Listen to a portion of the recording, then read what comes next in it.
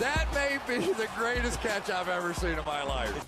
Okay, I am so excited to just get into the groove. We're going to be doing this every single week. We're going to be going through and identifying waiver wire targets, buy low targets, sell high guys, and I am so excited to get our first buy low video out after week 1 now. Please, you got to hear me out on these. You have to at least hear the explanation. Make sure you stay till the end of the video because I'll have some honorable mentions as well. But before we get into them, of course, you need to go down there, drop that like on this video, leave a comment asking any question that you may have regarding waiver wire, trade, start, sit, doesn't matter. And I will go through and personally try to answer as many of those comments as possible. But keep in mind, we're getting thousands of comments every single day. I'm only one person. So also, we are all in this together. Everybody watching this video, a part of the flock. Make sure you go to the comment section and give your opinion on some of those comments and just try to help each other out. Because I think if every comment down there has about 5 replies, if it's a start sit question, if it's a trade question, we can all try to work together and have a very successful 2021 season because of course I want us all to be going to the fantasy football playoffs.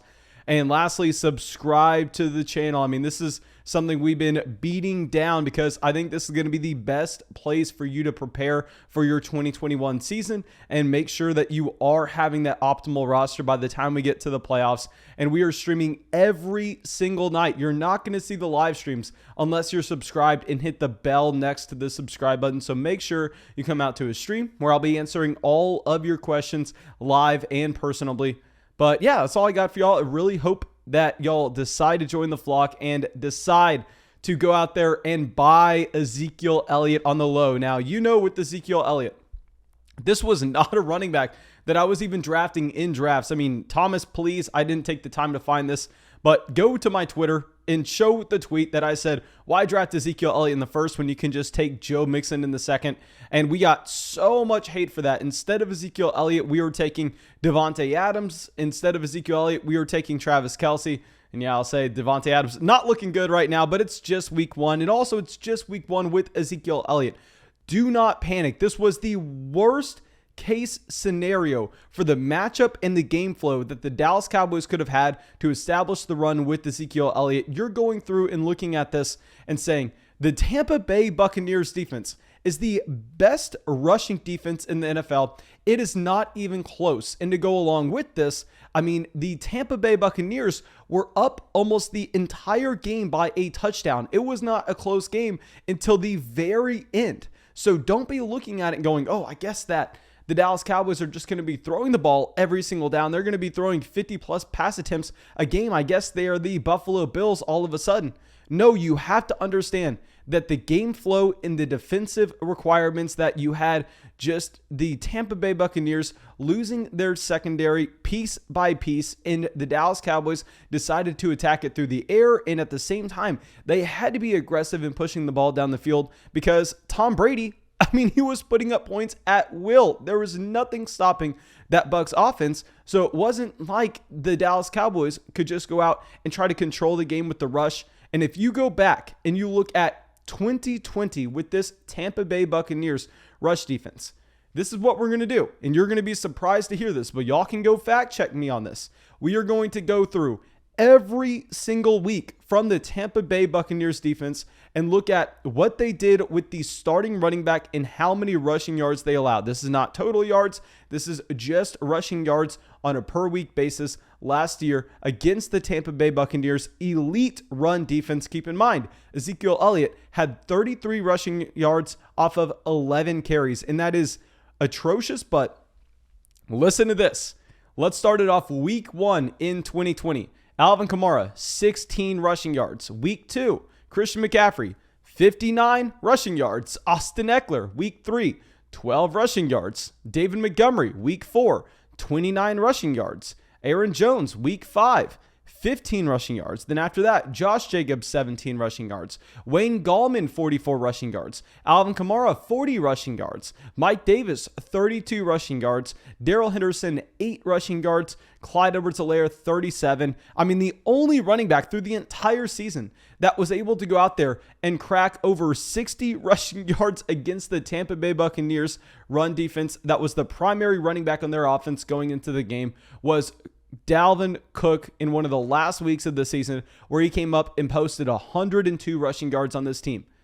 So going through and looking at this, we can all safely say that this was a spot that Ezekiel Elliott was never supposed to crush. And what I really want to be identifying with our buy low, sell high candidates are the players that were playing in games that were on primetime television that everybody watched. Because if Ezekiel Elliott played against this Tampa Bay Buccaneers team on noon on just Sunday, you're looking at it as a situation where there are not that many eyeballs watching that one game. There are not that many television screens that have on the Dallas Cowboys and the Tampa Bay Buccaneers game, because at that point, I mean, you're more so on NFL Red Zone, you're more so bouncing back and forth, where not too many people are going to overreact to a one game sample. But Thursday night, the first game of the season, I mean, of course everybody is watching Ezekiel Elliott not be able to do anything against that Tampa Bay Buccaneers run defense. And we have gotten some hilarious questions in, oh, should I go and buy Ezekiel Elliott for X, Y, and Z? And I'm looking at it and going, you can trade the combination of Kareem Hunt and Devonta Smith for Ezekiel Elliott? Yes, go do that. Go do that without even thinking about it. Please don't overreact to week one. If you didn't like Ezekiel Elliott coming into the season, you don't have to go out there and buy him now. But at the same time, I don't necessarily think this is a spot where you can just completely ignore what the situation was. I think you have to essentially say, with Ezekiel Elliott, if you liked him before, you should still like him now. If you didn't like him before, I mean, maybe it's still a spot we want to buy low if people are going to overreact. Okay, so now our next player actually saved his week with a touchdown reception, but at the end of the day, I mean, still had a pretty disappointing performance. And another important thing is this is the prime time spot. This is Sunday night football. Here we have Robert Woods, where Robert Woods was not that impressive in the slightest. And Cooper Kupp was dominant. Cooper Kupp goes out for over 100 receiving yards, 7 receptions, and a touchdown at the same time. And then you only have Robert Woods with 27 receiving yards, 3 receptions, and a touchdown. But with Robert Woods here, I just think that it's a spot where we understand the consistency that we have had over the past few seasons. I don't want anybody overreacting to what we've actually had with the change at quarterback from Jared Goff to Matthew Stafford. Just the overall improvement of the offense, the overall improvement that you're getting from Matthew Stafford, who looked fantastic this week against the Chicago Bears, should make you more excited, if anything, for Robert Woods. So I understand Robert Woods comes out 3 receptions, 27 yards, and a touchdown. You're not excited about it. You probably want to move Robert Woods down your rankings. But based on the performance that we had from Matthew Stafford in this overall Los Angeles Rams passing attack, if anything, this wants me to be a little more excited about the overall situation we should have for Robert Woods, even if he was disappointing in week one. And a big part of this is, I mean, we kind of had that very fluky game from Van Jefferson, where he had the very long touchdown reception. I mean, he had 2 receptions, 80 yards, and a touchdown to go along with it. Very rarely is that going to be happening for Van Jefferson. I mean, that production, that yardage is more so going to be split between Tyler Higbee, Cooper Kupp, and Robert Woods going forward. So I think the overall passing attack has proven to be very effective in Los Angeles with Matthew Stafford. If you look at the amount of times they were throwing the ball versus rushing the ball in neutral game situations, I know if you look at the final box score, you're going to see Darrell Henderson had a decent amount of rush attempts, which is why I was saying to start Darrell Henderson in week one, but it was because we knew that game was going to be a blowout and they were just running the ball and milking down the clock at the very end of the game. I mean, if a game's going to be close, oh my gosh, if they're going to throw the ball with Matthew Stafford, I think you could see multiple weeks where both Cooper Kupp and Robert Woods go over 100 yards together. We're going to be trying to buy low on Robert Woods. The price would have been a lot better if he didn't score the touchdown, but at least he scored the touchdown for anybody who does have him to make sure that they didn't completely tank their week one matchup. So now our next player is not going to be a quote unquote buy low.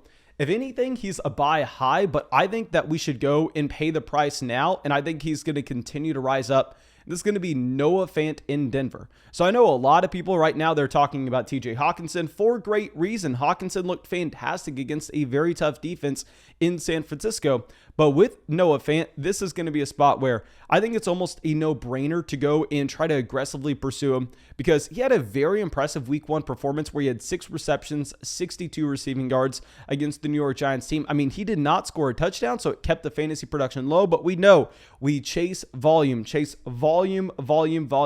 efficiency, buy into talented players, because we know with talent, volume will lead to efficiency, even if it doesn't on a very small sample. That's one game.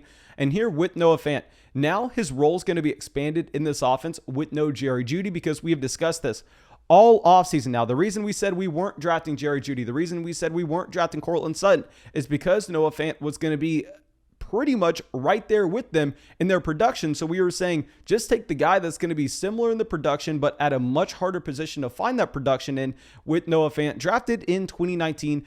Had a very impressive start to his NFL career if you consider it happened at the tight end position. We know tight ends don't produce right away. See why we said to avoid Kyle Pitts in fantasy drafts this year. So Noah Fant going into year 3 had a very strong start week 1.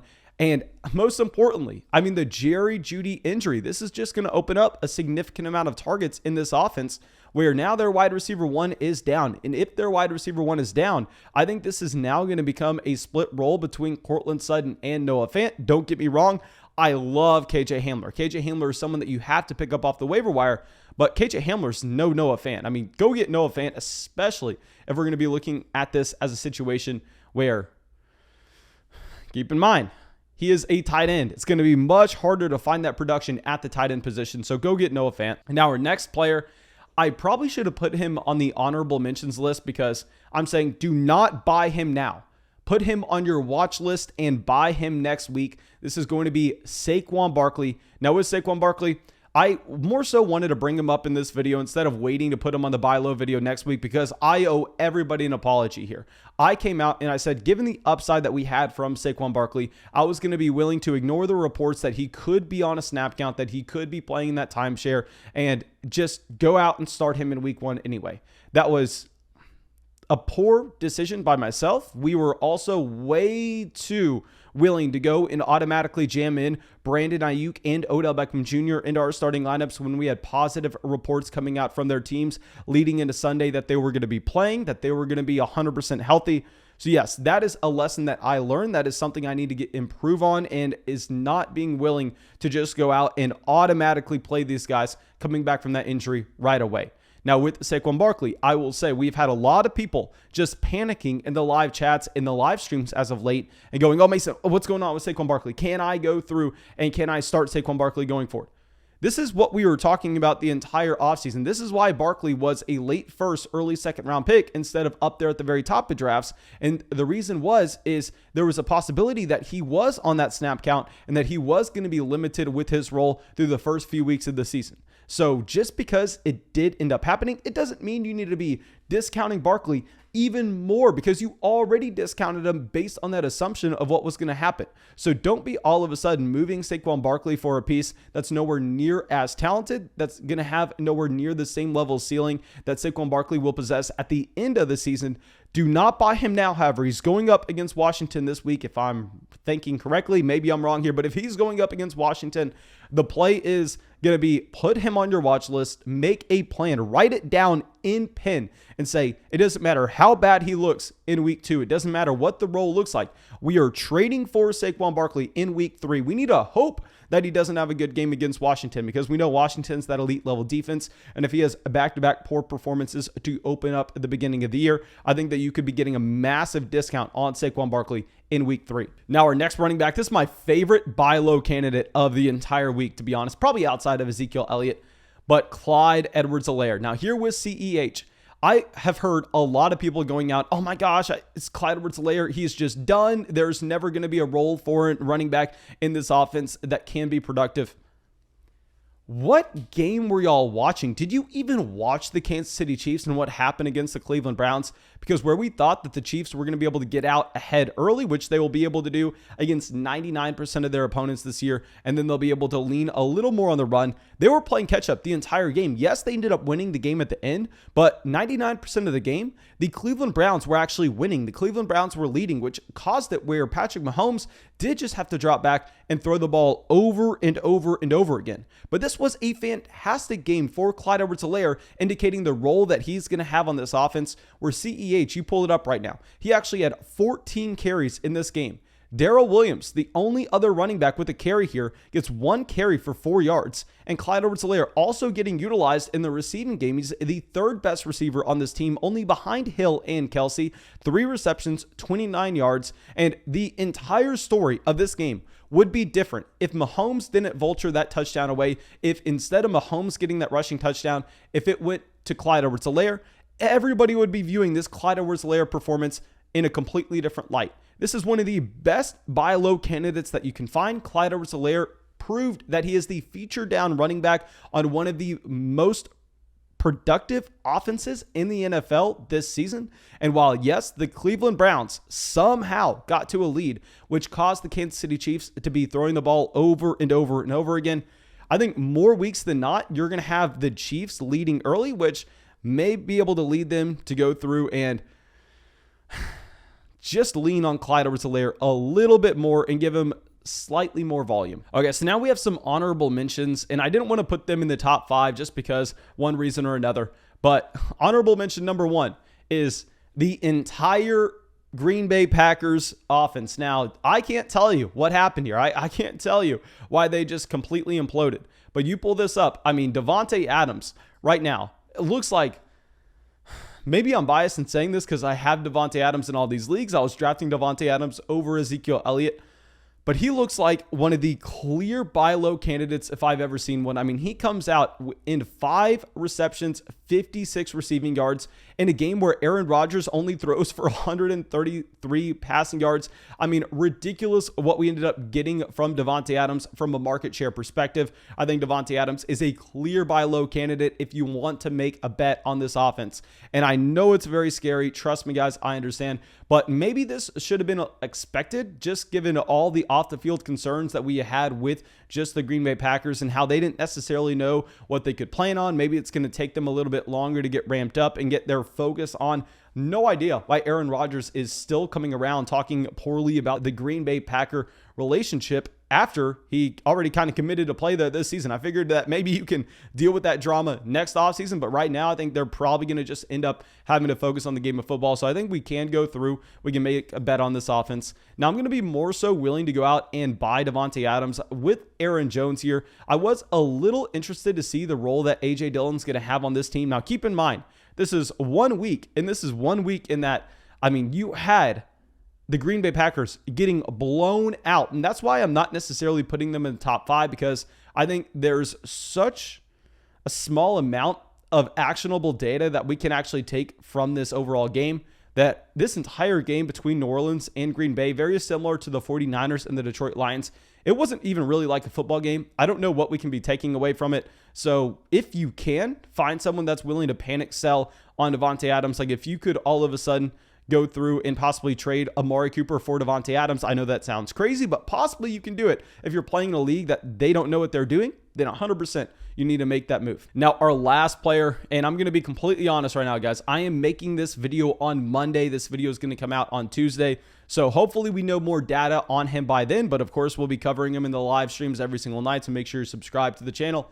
Is going to be Brandon Aiyuk. And here with Brandon Aiyuk, like I already said, owe you an apology, because I came out and I told multiple people throughout the entire week leading up to week 1 that Brandon Aiyuk was going to be someone that you wanted in your starting lineup. Now, we did acknowledge that Jimmy Garoppolo was going to be the better quarterback for Deebo Samuel. You're going to be more excited about Brandon Aiyuk by the time Trey Lance comes in, given the nature of the 2 quarterbacks. But still, with Brandon Aiyuk, Clearly, this is a player that was not healthy. Clearly, this was someone still hampered by that hamstring. We know Kyle Shanahan and the 49ers overall staff, they are not willing to give us accurate data at all. They're in the business of making football wins, not necessarily just going through and giving us fantasy football wins. And we saw that by them putting out some weird rumors that they were going to take Mac Jones at 3 and then all of a sudden get Trey Lance, the guy that they always traded up for. So yeah, I mean, here, it's hard to say this for sure, which is why he's on our honorable mentions. What I really want to see is I want to see some practice reports. I want to see if he's practicing fully. I want to see that if he's limited in practice, because I can tell you right now, if Brandon Aiyuk practices fully every single day this week, I'm probably going to be a little concerned. I'm probably going to go, okay, well, maybe it wasn't the injury. Maybe Brandon Aiyuk's just not as good as Deebo Samuel. But right now at this recording, I'm willing to go out on a limb, and I'm willing to say that once we pull up those practice reports for Brandon Aiyuk, I think we're going to see that this is someone that's not practicing fully. I think this is someone that's still hampered by that hamstring injury, but that's going to be something we have to monitor through the week. And if he was still hampered by that injury, I think it will be a nice spot to go and try to trade for him on the low. Now, thank you again for everybody watching this video. And of course, go down to the comment section, especially if you're watching this as a premiere right now, go to the comment section and make sure you ask any questions you may have, and I'm going to try to answer as many as I can. If not, we'll be in the live chat every single premiere. I'll be going and live streaming every single day as well. We'll be live streaming after the games on Monday. We'll be live streaming after the games on Thursday. We'll be live streaming every night on Tuesday, Wednesday, Friday, and Saturday. We'll be live streaming Sunday morning. So make sure you're subscribed, hit that bell. That way you can come out to the stream. You can ask me any questions, and I'll be very happy to answer you. And yeah, that's all I got for y'all. Have a great day.